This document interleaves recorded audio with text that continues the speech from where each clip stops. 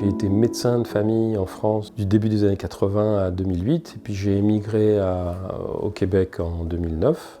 Depuis 2009, je vis à Montréal.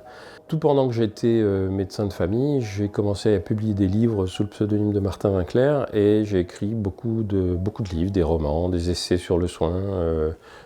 Quand on est médecin de famille, on a affaire à des gens à toutes les étapes de leur vie.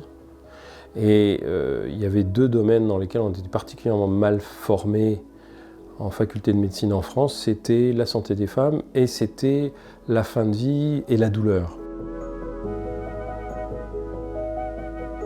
La philosophie, c'est toujours défini en profondeur comme un éveil, et un éveil, je dirais, avant toute chose, à la question du sens de la vie. Mais le sens de la vie humaine pose nécessairement la question de la mort. C'est général, j'ai toujours aussi pensé que les décisions en termes de santé, c'est l'individu concerné qui doit les prendre, c'est pas les médecins. C'est vrai aussi quand sa vie se termine. On doit pouvoir définir quand on a envie de finir sa vie ou pas. Je pense que c'est une liberté que chaque personne devrait avoir. On peut l'accepter comme ça, ou on peut se révolter. Mais on veut trouver un sens. Et donc ça fait partie de la philosophie. Donc c'est tout à fait naturel de s'interroger sur la fin de vie, justement.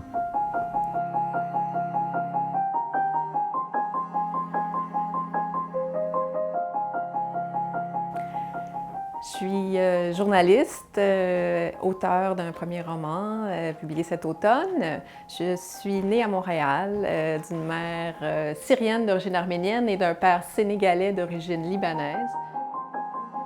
L'identité s'est retrouvée au cœur de mon œuvre, en fait assez vite, d'abord comme journaliste, parce que le 10 septembre 2001, j'ai eu un poste de chroniqueuse, donc la veille des attentats du 11 septembre 2001. Et donc j'ai eu l'impression que le 10 septembre, j'étais chroniqueuse, le 11 septembre, je suis devenue chroniqueuse arabe. C'est comme si j'étais, bien malgré moi, emprisonnée dans cette identité-là. Je suis d'origine africaine, de formation française et de citoyenneté et de cœur québécoise. Je suis diplômée en psychologie et en sciences de l'éducation et je travaille plus particulièrement sur les questions identitaires.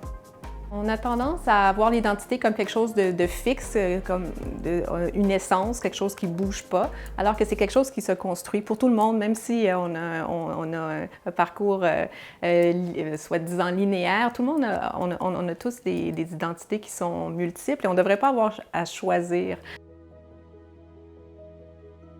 Parce que souvent, dans toutes ces questions sur l'identité, les relations interculturelles, la diversité, on oublie les relations entre groupes, on oublie que les individus ont droit aussi de préserver leur singularité indépendamment de toutes les assignations identitaires. On va souvent demander aux immigrants, aux enfants d'immigrants, d'où vous venez, mais moi je trouve souvent la question plus intéressante encore, c'est où vous allez, quels sont vos buts, la route me semble plus intéressante que les racines, parce que je crois qu'on a toujours plus en commun avec les gens avec qui on vit, nos contemporains, qu'avec nos ancêtres.